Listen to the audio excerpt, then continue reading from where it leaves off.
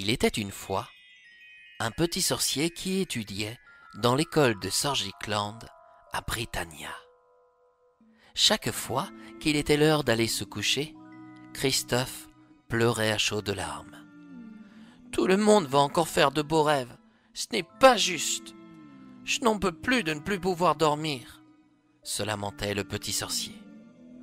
Pauvre Christophe, que lui était-il donc arrivé pour ne plus avoir le plaisir de s'endormir? La raison est toute simple.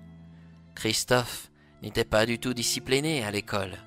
Il n'aimait pas obéir et n'en faisait souvent qu'à sa tête. Même quand il avait tort, il était persuadé d'avoir encore raison. Un soir de pleine lune, sous un chêne, Christophe ne résista pas au sommeil. Or, un sorcier n'a pas le droit de s'assoupir une nuit de pleine lune. Pourquoi? Parce que la lune, elle-même, se chargerait de lui jeter un terrible sort, celui de ne plus jamais dormir. Et c'est ainsi que chaque soir, il regardait ses camarades se coucher. Lui, dans le dos de ses professeurs, sortait du dortoir et allait à l'extérieur pour admirer les étoiles plongées dans un ciel obscur. Mais un soir, Christophe remarqua une jeune fille qui se baladait dans les bois de Brocéliande. « Qui peut être cette tête de linotte ?» songea le petit sorcier. « Il est interdit de se promener dans les bois de Brocéliande à une heure si tardive. » Curieux, Christophe s'approcha de la jeune fille et se mit à la suivre. Il veilla à se cacher derrière des arbres pour ne pas se laisser percevoir. Soudain, l'étrangère s'allongea sous un chêne et s'endormit. Christophe était stupéfait de voir une telle personne se comporter ainsi. Au bout de quelques minutes, la jeune fille se releva et continua de marcher. « Nom d'Apritanor, mais que fait-elle encore ?» pensa Christophe. « Court-elle après la mort ?»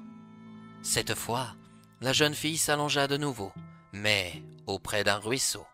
Puis, elle se releva comme si rien ne s'était passé. « Cette fille est vraiment bizarre, » se dit le petit sorcier. « Je vais continuer à la suivre, car je me demande bien ce qu'elle cherche. » La jeune fille se coucha une troisième fois sur le haut d'une falaise, face à la mer du Nord. La vue était somptueuse. Le ciel étoilé se mêlait à l'horizon maritime. La curiosité poussa Christophe à venir s'installer près de la jeune fille. Malheureusement, lui, il ne pouvait plus dormir.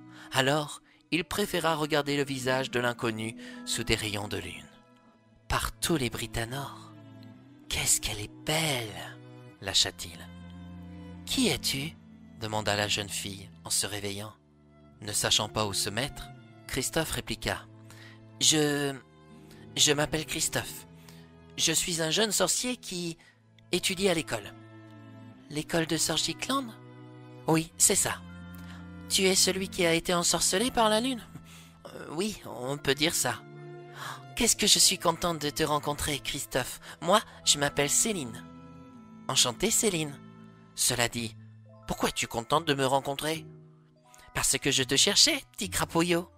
L'autre soir, je me suis endormi sous un chêne, sous une nuit de pleine lune. »« Et tu peux toujours dormir ?» coupa Christophe. « Bah, en fait, je sombre plusieurs fois la nuit, mais ce n'est que quelques minutes à chaque fois. C'est toujours mieux que rien comparé à moi. Justement, j'aimerais me débarrasser de ce sortilège. Pour cela, je devais te trouver et... » « Et quoi ? » ?»« Seul un de tes baisers me délivrera de cette malédiction. » Christophe regarda la jeune fille. Était-elle aussi une sorcière ? En la fixant dans les yeux, il se demanda si elle ne se moquait pas de lui. En effet, les charmes de cette jeune fille étaient irrésistibles. Elle lui réclamait un baiser. Mais s'il se laissait aller à la tentation, elle pourrait peut-être se transformer en dragon. Après tout, il ne la connaissait pas. Cependant, il avait de nombreuses nuits à rattraper lui aussi. Alors, il ajouta. « Et si je t'embrasse, serais-je libéré du fait de ne plus pouvoir dormir ? Un sorcier, ça doit prendre parfois des risques, non ?» Qu'avait-il à perdre ? La bouche de Céline demeurait tellement irrésistible que Christophe posa ses lèvres sur les siennes. Un rayon de magie apparut et s'en alla dans le ciel. En quittant les lèvres de la jeune fille, le petit sorcier déclara: « Je n'ai jamais embrassé de fille avant toi, et ça ne t'a pas plu ?» s'inquiéta Céline. « Au contraire, j'ai adoré. Je pourrais recommencer ? J'allais te demander la même chose. »« C'est vrai ? Oui, et je crois qu'on est en train de tomber amoureux. »« Vraiment ? Bah oui, sinon on ne s'embrasserait pas comme ça. »« Dis-moi, je t'ai jamais vu à Sorgicland. »« C'est normal, je suis une sorcière des bois. »« Une sorcière des bois ?» répéta Christophe. « Ça consiste en quoi ? » ?»« Mon rôle est de protéger les petits animaux de la forêt. »« Tu es une fée, alors ? » ?»« Non, une sorcière. Je ne peux pas réaliser des vœux. Cependant, je fabrique de nombreuses potions. Dis-moi, je commence à me sentir fatigué. Pas toi ? Si, je meurs de fatigue aussi. Et c'est ainsi, chers amis, que mon histoire se termine. Le sortilège jeté par la lune était rompu. Nos jeunes sorciers finirent par s'endormir en s'enlaçant. À leur réveil, ils se trouvèrent toujours amoureux l'un de l'autre. Christophe n'avait plus du tout envie de quitter son amoureuse. C'est pourquoi, sans prévenir personne, il quitta l'école et laissa Céline le rendre invisible aux yeux de tous, pour se consacrer rien qu'à son amour pour elle et à sa vie de sorcier des bois.